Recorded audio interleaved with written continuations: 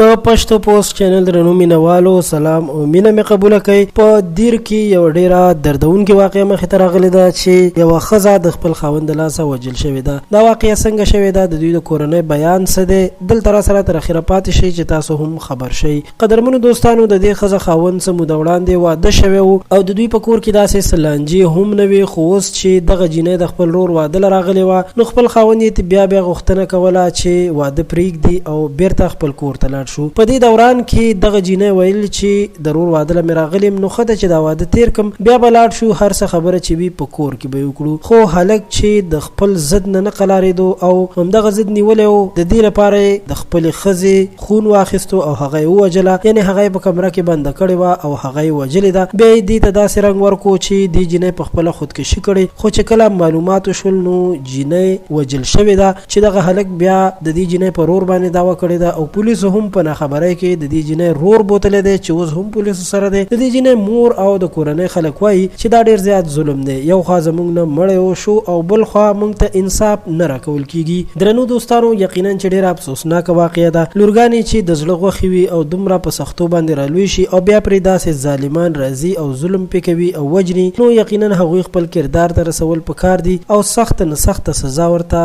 ورکول پکار دي. دا یو تازه ویډیو چې د ظلم انتها شوی، تاسو سره مو دا خبر شریک کو. زموږ چینل در سره هم سبسکرایب کړئ. ستاسو ټولو ډیره مننه.